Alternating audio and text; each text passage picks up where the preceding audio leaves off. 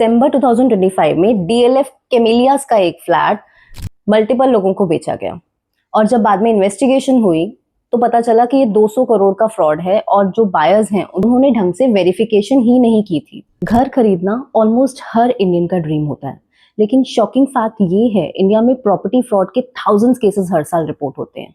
कभी एक ही flat multiple लोगों को बेच दिया जाता है, कभी फैमिली डिस्प्यूट बाद में कोर्ट तक पहुंच जाता है और सब लोग बोलते हैं बैंक लोन मिल गया ना तो टेंशन क्या है। Hi friends, welcome back to my channel fin talks by CA Deepti. मेरा बैंक्स के साथ काम करते करते 15 इयर्स से ज्यादा का एक्सपीरियंस है और सच बताऊं तो बैंक लोन लेना मतलब प्रॉपर्टी 100% सेफ नहीं होता।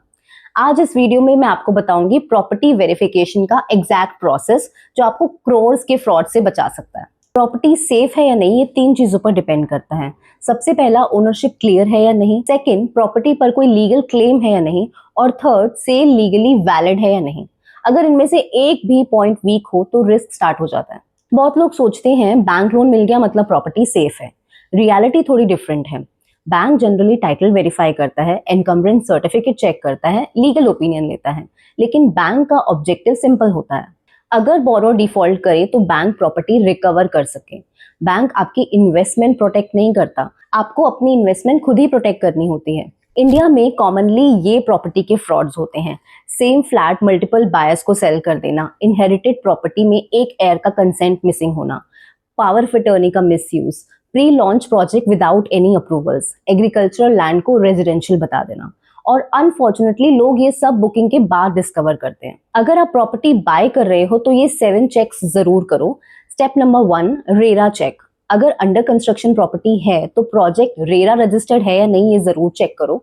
रेरा पोर्टल पर आप देख सकते हो प्रोजेक्ट के अप्रूवल्स, उसकी completion timelines, litigation details. Step number 2, title search verification for at least 20 to 30 years. Independent property lawyer appoint करो, चेक करो कि ओनरशिप चेन क्या है, कोई लीगल डिस्प्यूट तो नहीं है और प्रॉपर्टी सेल्फ एक्वायर्ड है या inherited. Step 3, legal air verification. अगर प्रॉपर्टी इनहेरिटेड है तो उसका death certificate, legal air certificate, registered will, सब एयर्स की कंसेंट बहुत जरूरी है। एक एयर की भी कंसेंट अगर मिसिंग है तो फ्यूचर में कोर्ट केसेस का रिस्क है। Step number 4, encumbrance certificate. Specially resale property में ईसी वेरीफाई करना मैंडेटरी है। ये सब रजिस्ट्रार ऑफिस में वेरीफाई होता है और आप किसी भी प्रॉपर्टी लॉयर को कुछ थाउजेंड्स में फीस देकर ये काम करवा सकते हो। वो ईसी वेरीफाई करते वक्त ये चेक करता है कि इस प्रॉपर्टी पे किसी और बैंक या किसी और ऑर्गेनाइजेशन का इनकम्बरेंस तो नहीं है, मींस किसी और को ये मॉर्गेज तो नहीं है। Step number 5, power of attorney verification. अब आते हैं पावर ऑफ अटॉर्नी पर। पीओए का मतलब सिंपल है, ओनर किसी दूसरे पर्सन को अथॉरिटी देता है कि वो उसकी तरफ से प्रॉपर्टी डील कर सके। अगर डील पीओए से हो रही है तो पीओए रजिस्टर्ड है या नहीं, प्रॉपर्टी स्पेसिफिकली मेंशन्ड है उसमें या नहीं कि वो इस पर्टिकुलर प्रॉपर्टी के लिए डील कर सकता है, और पीओए रिवोक तो नहीं हुआ।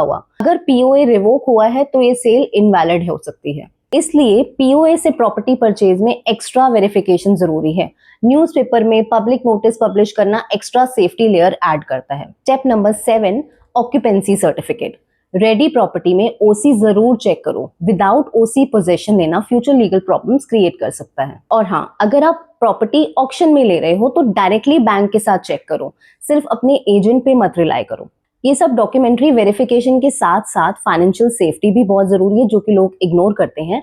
प्रॉपर्टी परचेज में सिर्फ डॉक्यूमेंट्स नहीं, फाइनेंशियल प्लानिंग भी इंपॉर्टेंट है। ईएमआई इनकम का 40% से ज्यादा ना हो, इमरजेंसी फंड आपके मेंटेन रहे, पूरा नेटवर्क एक ही प्रॉपर्टी में लॉक मत करो। प्रॉपर्टी खरीदते वक्त लॉयर की फीस महंगी लग सकती है, लेकिन कोर्ट केस उससे कहीं ज्यादा महंगा होता है। प्रॉपर्टी बुकिंग इमोशन से होती है पर सेफ्टी वेरिफिकेशन से मिलती है।